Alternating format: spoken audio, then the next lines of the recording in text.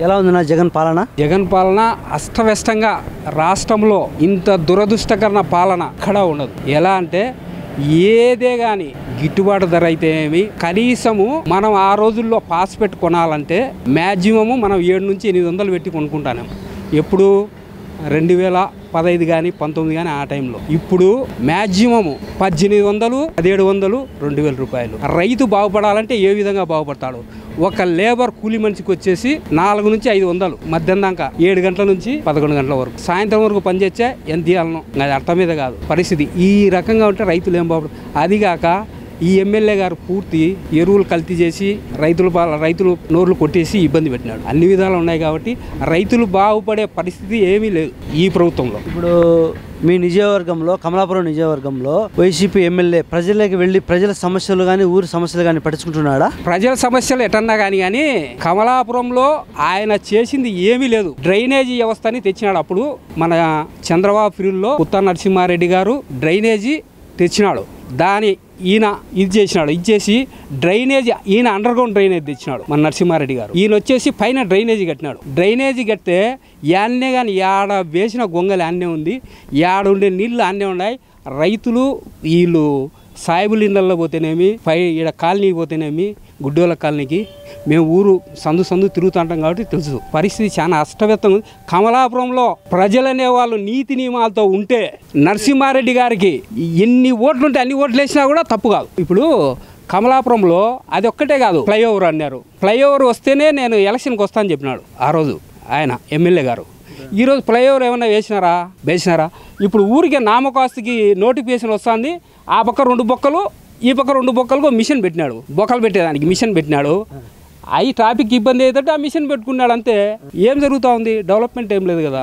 అన్ని విధాల కమలాపురంలో ప్రజలనే వాళ్ళు ఉంటే, బాగా నీతిగా ఉంటే బ్రహ్మాండమైన ఘన మెజార్టీతో నరసింహారెడ్డి గారు ఎన్ని పింఛన్లు ఇచ్చారో, ఆరోగ్యశ్రీ అయితే ప్రతి వారంలో ఎన్ని చెక్కులు ఇస్తారో మాకే తెలియదు. సీఎం రిలీఫ్ ఫండ్ ఆయన చేసిన నీతి.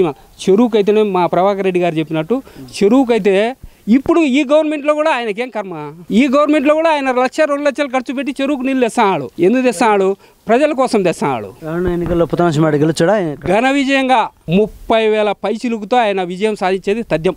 రాష్ట్ర ముఖ్యమంత్రి చంద్రబాబు నాయుడు రాష్ట్ర ముఖ్యమంత్రి 120 స్థానాల నుంచి 150 స్థానాలు గెలుస్తాడు. నమస్తే. ముఖ్యమంత్రి జగన్మోహన్ రెడ్డి నా ఎస్సీ, నా ఎస్టీ, నా బీసీ, నా మైనారిటీ అని చెప్పి ఓట్లేసి గెలిచి ముఖ్యమంత్రి అయిన తర్వాత ఒక బీసీ నాయకుడిగా ఈ ప్రభుత్వం వచ్చినప్పటి నుంచి మీకు ఎలాంటి మేలు జరిగింది? మాకేం జరగలేదు. ఆల్రెడీ ఈయన జగన్మోహన్ రెడ్డి వచ్చిన తర్వాత యాదవ్ కార్పొరేషన్ అని ఒక కార్పొరేషన్ పెట్టినాడు. అది ఎప్పుడు గతంలో ఎప్పుడు లేవు. ఊరికి మామూలుగా బీసీ కార్పొరేషన్, ఎస్సీ కార్పొరేషన్ అని జరుగుతున్నాయి. లోన్లు ఇస్తాన్నారు. ఈయన కార్పొరేషన్ పెట్టిన తర్వాత కనీసం యాదవులకు ఇచ్చిన చరిత్రే లేదు. ఒక్క లోన్ గురించి ఇచ్చిన చరిత్ర లేదు. ఇప్పుడు కమలాపురం మండలంలో టీడీపీ గవర్నమెంట్లో మేము, మా అమ్మ సర్పంచ్ కొనింది రాములమ్మ గంగవరం. మేము బీసీ లోన్లు ఇచ్చినాం, ఎస్సీ లోన్లు ఇచ్చినాం, మైనార్టీ లోన్లు ఇచ్చినాం. ఈ రోజు ఆ మైనార్టీ లోన్లు లేవు, ఎస్సీలు లోన్లు లేవు, బీసీ లోన్లు. జంతువులు నీళ్లు తాగేదానికి మేము 10 లక్షల రూపాయలు ఖర్చు పెట్టి చెక్ డ్యాం కడితే ఈ ఒద్దుటికి మళ్ళా ఎలక్షన్ వచ్చింది. ఈ ఒద్దుటికి బిల్లు ఇలా. అదే వైఎస్ఆర్ ఉండే వాళ్లకు బిల్లులు కొంతమందికి అయినాయి. ఎట్లయినాయి? వాళ్ళు ఎట్లా కట్టినారు, మేము ఎట్లా కట్టినాము ఒకసారి చెక్ చేసుకోమను. వాళ్ళవన్నీ ఈ వద్దు పగిలిపోయి నీళ్లు పోతాయి నిలబడకుండా. ఈ వద్దు మన చెక్ డ్యాం చెక్ చేసుకోమను. ఒక చెరువు మాదిరి నిలబడినాయి నీళ్లు.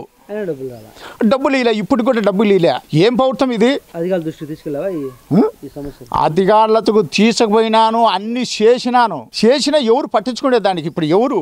కోర్టు కూడా 2 మాటలు కోర్టుకు వేసినాను. ఫస్ట్ దఫా నోటీస్ వచ్చింది, ఇచ్చామని రాలే. మళ్ళా వేసిన కోర్టుకు, మళ్ళా కూడా సమాధానం లేదు దానికి. మీ నియోజకవర్గం వైసీపీ ఎమ్మెల్యే రవీంద్ర రెడ్డి దృష్టికి తీసుకెళ్ళావా ఈ సమస్య? ఎవరు చెక్ డ్యాములు కట్టినారు, ఏం కథ? వైఎస్ఆర్ వాళ్ళ అయితే అన్నీ చేసుకుంటాడు పనులు అన్నీ. ఈ తెలుగుదేశం పక్క ఉండే వాళ్ళకి చేసేటనే నిలబెట్టి బాధికినారు పనులు చేయకుండా, బిల్లులు వేయకుండానే. లేదంటే అదే వైఎస్ఆర్ ఉండే వాళ్ళకు ఎట్ట బిల్లులు ఇప్పుడు సత్యాలయం ఎట్ట కట్టినారు? దానికి డబ్బులు లేవు, దీనికి డబ్బులు ఎక్కడి నుంచి వచ్చినాయి? నీ ఇంట్లో నుంచి తెచ్చిచ్చినావా? కరెంటు బిల్లు అంటే ఇప్పుడు నిన్న వచ్చినారు, ఇండ్ల కాడ ఎవరు లేము. ఆమె ఇంటింటికి వచ్చి ఇళ్ళకి దూరి మిద్దెలపైకి ఎక్కి ఆమె మోటార్ ఉంటే మోటార్లు ఎన్ని ఇళ్ళకి దూరి చేయించిన వాళ్ళు మంచులు లేని చూసి నువ్వు బిల్లు ఎంత రాసినావో తెలియలే. నిన్ననే జరిగింది అది. ఇంకా రేపు బిల్లు వచ్చే తెలుస్తుంది ఎంత రాసినాడు, ఎంత ప్రయాణం వేసింది. ఇదంతా ఇంట్లో ఉండేదంటే ఉంటాయి, లెక్క ఉంటుంది. ఏదో ఉంటుంది. బంగారం అంటే బీరవ పగలగొట్టి ఏమి ఎత్తవాలి, లెక్క ఉంటుంది. ఎత్తుకుని పోయినవో ఏమో. ఇట్లాంటివన్నీ మీరు ఒక రైతు ఇంట్లోకి దూరే తల్లికి రైతు పర్మిషన్ తీసుకొని నువ్వు ఇంట్లోకి పోవాలా? నువ్వు సర్రా వచ్చిన రావడంలో నీ ఇంట్లో ఫ్రిడ్జ్ ఉందా ఏముంది ఇవన్నీ అడగాల్సిన పని ఏమొచ్చింది చూడు. నువ్వు రైతును పర్మిషన్ తీసుకో, మళ్ళీ ఇంట్లోకి పో. ఇట్లాంటివన్నీ మీ వైఎస్ఆర్ ప్రభుత్వంలో దౌర్జన్యంగా ప్రభుత్వం మీదని కదా చేసేది. ఇంట్లో దూరి ఇట్లా ఆమె ఈ కబోర్డులు కూడా తీసి ఇవన్నీ చెక్ చేయాల్సిన అవసరం ఏమి? దాంట్లో ఏముందని దగ్గర తీసినారు చెప్పు. డబ్బులు పోయినాయి. ఇట్లా చేయించినా మీరు ఇది మీ ప్రభుత్వం ఉండేదన్న కదా ఇళ్ళకి జరబడేది. సమస్యలను పోయి మళ్ళీ మన రాష్ట్రం బాగుపడాలంటే ఎవరు ముఖ్యమంత్రి బాగుంటుంది? ఉత్తా నరసింహారెడ్డి వచ్చేనే ప్రభుత్వం మాకు కమలాపురం నియోజకవర్గంలో సక్రంగా పనులు జరుగుతాయి. మళ్ళీ పైన వచ్చే చంద్రబాబు ఖచ్చితంగా ఈసారికి రావాలా. ఈ ప్రభుత్వం ఉంటే మా కడప దగ్గర చుట్టుపక్కల భూములన్నీ దానికి తయారైనాడు జగన్మోహన్ రెడ్డి. సామాన్య ప్రజలు ఇప్పుడే కొంతమంది ప్రజలు సామాన్యమైన చిన్న ఇప్పుడే మా మిట్టకు నేను చూపించా ఒక 100 ఎకరాలు ఒకటేసారి ఫ్లాట్ చేసినాడు దుగ్గాయపల్లి మల్లికార్జున రెడ్డి రవి. ఎలా ఉంది మా జగన్ పాలన? ఏం లేదు నా, అన్ని నాశనంగానే ఉంది నా. మేము కరెంటు బిల్లు ఓకే వస్తుంది, బయట రీడింగ్ చూసుకొని పోవాలా. ఈ మధ్యన ఇళ్ళలోకి వస్తున్నాడు ఆయన. ఇళ్ళలోకి వచ్చి మొన్న మా అన్నకు వాళ్ళ ఇంట్లోకి వచ్చి ఫ్రిడ్జ్ ఉన్నాయా టీవీ ఉన్నాయా వాటింతే మోసమా? ఏదో కష్టం చేసుకుని ఎన్నెన్నో కొని పెట్టుకుంటాము. నీకు రీడింగ్ వరకే అవసరము, నీకు ఇళ్ళలోకి రావాల్సిన పని ఏమి ఉండదు. ఏమన్నా మాకు కొనిపిస్తానవా? మేము కష్టపడే నలుగురితో పాటు మేము ఉండాలా, మేము సంపాదించుకుంటాము. అదే సంపాదన వద్దనుకుంటే చెప్పండి, మీ ఇష్ట ప్రకారం మేము ఉంటాము.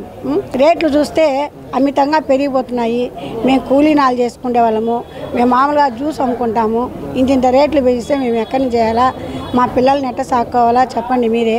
మాకు ఎట్లయినా కానీ మాకు తెలుగుదేశమే రావాలా, మాకు బత్తాలు చెంగలరాయుడు రావాలా. మాకు వస్తే మాకు బాగుపడుతుంది. మాకు చంద్రబాబు వస్తే మాకు అన్నిటికీ మేలు. మేము ఇప్పుడే కాదు, మా నాన్న హయాంలోంచి కూడా మాకు చంద్రబాబు ఎన్టీఆర్ అంటే మాకు చాలా ఇష్టము. ఆయన ఫ్యామిలీ అంటే మేము ఎంత దూరమైనా వెళ్తాము, మేము అందరికీ చేస్తాము. మాకు ఎట్లయినా కానీ మాకు తెలుగుదేశం కావాలండి. మాకు చంద్రబాబు కావాలా, మాకు లోకేష్ బాబు వీళ్ళంతా ఉంటే మాకు ఎంతో ధైర్యంగా ఉంటుంది చెప్పి మేము ప్రతిరోజు మా వ్యాపారం కూడా నేను వదులుకొని మీటింగ్ అంటే వస్తున్నాను. ఏదో దయదలిచి మాకు తెలుగుదేశం పార్టీ సొంత చెల్లెల్ని బయటికి నెట్టేసినాడు. 10 మంది చెల్లెలు ఉన్న వాళ్ళు కూడా ప్రేమగా చూసుకున్నాడు. ఒక్క చెల్లెల్నే ప్రేమగా చూసుకున్న వాళ్ళు ఇంటి ఆడపడుచులకి ఏం చేసినాడు? సొంత ఇంటి బిడ్డకే చేయలేడు, మాకంతా చేస్తాడు అతను. చెప్పండి, ఈ దయ ఉంచుకొని ఈ మాటలన్నీ నమ్మకంట తెలుగుదేశం పార్టీని గెలిపించి మమ్మల్ని కాపాడమని మేము కోరుకుంటున్నాము. ఎలా ఉంది నా జగన్ పాలన? నా జగన్ పాలన అంతా పేపర్ రాతలు తప్ప చేతల్లో ఏమీ లేదు. ముఖ్యంగా అయితే సామాన్య మధ్యతరగతి కుటుంబాలు చాలా వరకు నలిగిపోతున్నాయి. ఇసుక రోజు రోజుకు కొండెక్కుతుంది. నిత్యం పని చేసుకుని బతికేటువంటి కార్మికుడు కడుపు కాల్చుకొని పనుకుంటున్నాడు. రెండోది, ఎక్కడ పెట్టినా కూడా నాసిరకం మద్యము.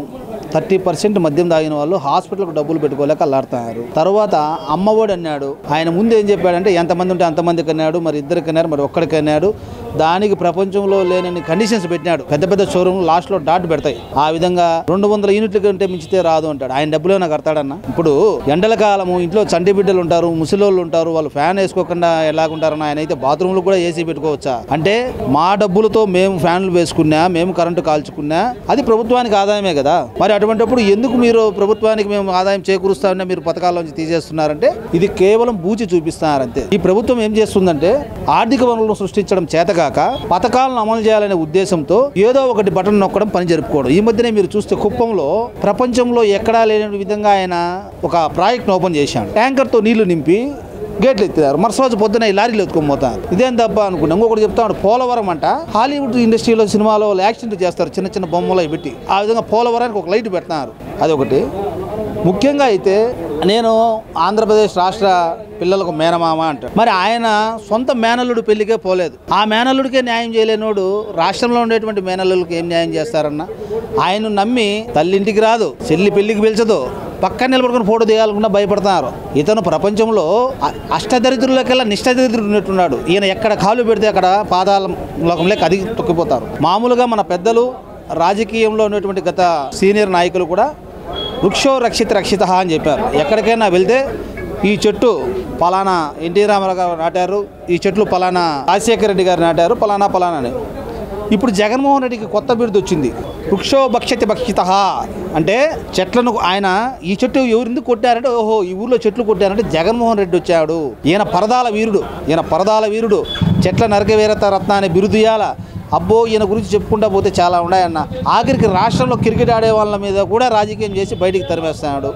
మొత్తానికి ఏంటంటే ప్రజలు చాలా విధంగా కూడా అన్ని విధాల ఆర్థికంగా కానీ, తర్వాత వ్యక్తిగతంగా కానీ, వృత్తిపరంగా కానీ ప్రతి ఒక్కరూ ఇబ్బందులు పడుతున్నారు. రాబోయే రోజుల్లో ఈయనను తొందరగా ఈ రాష్ట్రం నుంచి ఎంత వీలైతే అంత తొందరగా సాగనంపి తిరిగి రామరాజ్యం సాధించుకునేదానికి తెలుగుదేశం పార్టీ జనసేన కూటమితో సైకిల్ మీద వెళ్ళి గ్లాస్తో టీ తాగి ప్రశాంతంగా సామాన్య జీవితం గడుపుతూ ఆనందంగా ఉండాలని రాష్ట్ర ప్రజలందరూ త్వరలోనే మంచి నిర్ణయం తీసుకొని తెలుగుదేశం పార్టీ విజయం సాధిస్తుందని, నారా చంద్రబాబు నాయుడు గారు తిరిగి ముఖ్యమంత్రి అయ్యి బడుగు బలహీన వర్గాల వారికి న్యాయం చేకూరుస్తారని మేము అనుకుంటున్నాము.